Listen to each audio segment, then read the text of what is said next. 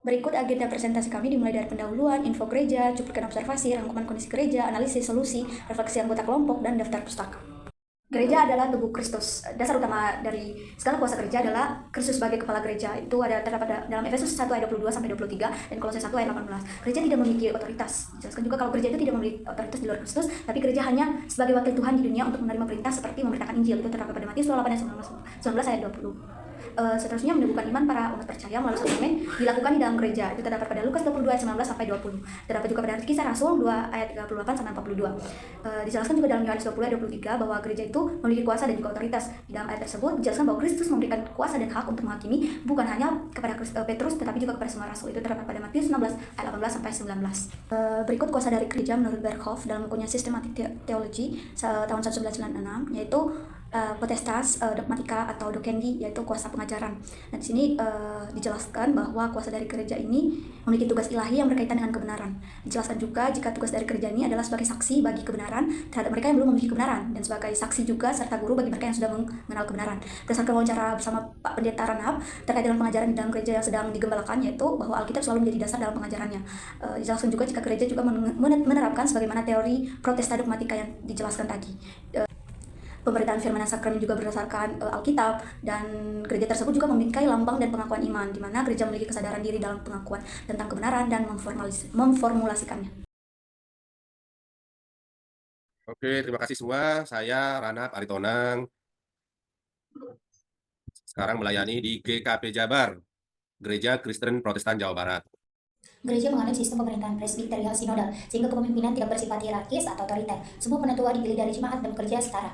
Keputusan-keputusan diambil secara kolektif melalui rapat atau sidang, atau juga disebut dengan sinode. GKP memiliki visi menjadi tubuh Kristus yang bersekutu, melayani dan bersaksi di tengah masyarakat dan dunia. Visi ini mencerminkan komitmen GKP untuk menjadi gereja yang inklusif dan terbuka melayani semua lapisan masyarakat tanpa memandang perbedaan.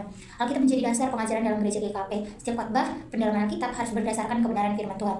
Aliran GKP adalah Calvinis.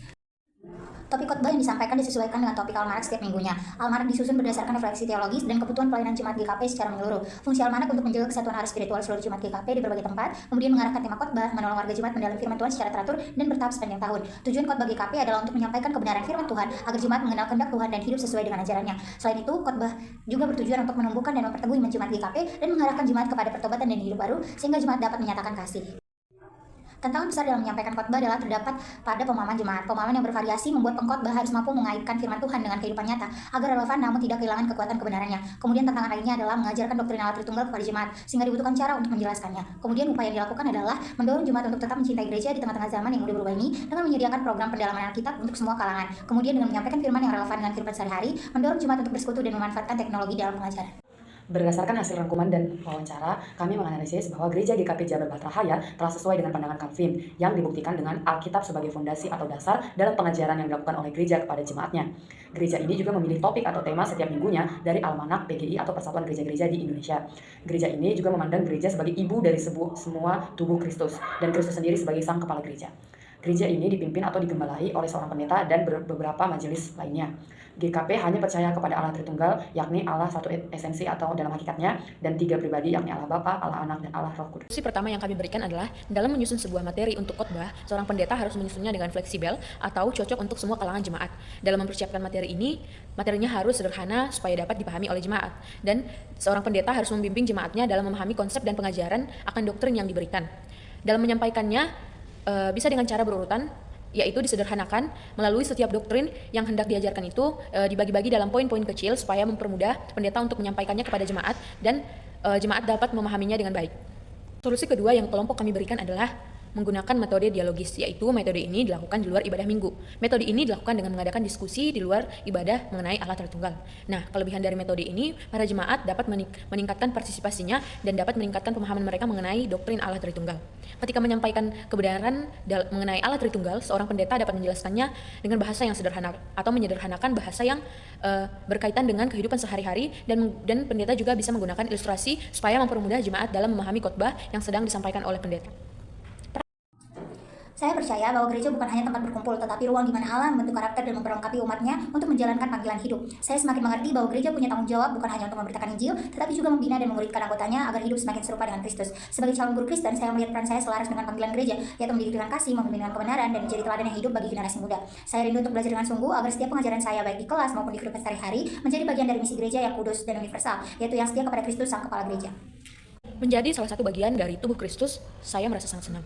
Namun, saya menyadari bahwa suatu gereja bukan hanya menjadi tempat untuk bertemu dengan keluarga dan untuk mengabarkan Injil, tetapi gereja itu adalah cara kita untuk ikut mengambil bagian dalam menjalankan mandat budaya yang telah Tuhan perintahkan. Semakin berkembangnya zaman, banyak yang menyalahgunakan pengetahuan akan firman Tuhan, banyak juga pengajaran gereja yang menyimpang dari Alkitab, dan banyak juga orang yang memperjualbelikan nama Yesus. Sebagai seorang calon guru Kristen, saya menyadari bahwa hal ini menjadi bagian dari tanggung jawab saya untuk dapat memberitahukan kebenaran yang sesungguhnya yang berlandaskan kepada Alkitab. Memperlengkapi diri dimulai dari sekarang adalah bagian dari persiapan saya untuk menjadi guru yang memiliki karakter semakin serupa dengan Kristus. Saya juga rindu untuk menjadi seorang guru yang dapat membuat perbedaan dalam kehidupan siswa saya nantinya, supaya siswa saya memiliki karakter yang semakin serupa dengan Kristus.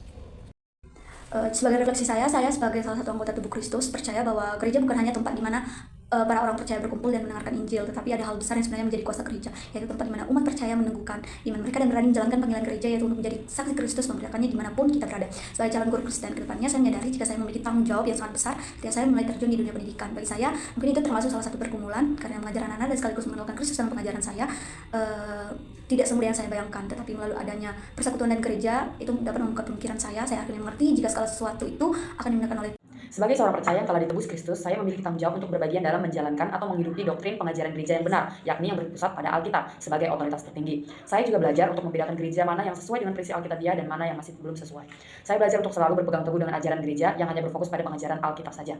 Saya juga sangat bersyukur dan terdorong dengan adanya program dari gereja seperti Baca Gali Alkitab atau pendalaman Alkitab saat hari Minggu ataupun hari lainnya yang diadakan secara rutin guna memperkuat dan mempertajam pemahaman jemaatnya akan firman Tuhan. Sebagai calon guru Kristen, saya harus memperlengkapi diri dan memohon pertolongan Roh Kudus untuk dapat mengajar siswa saya dengan doktrin yang berpusat pada Alkitab dan membawa mereka untuk semakin serupa dengan Kristus.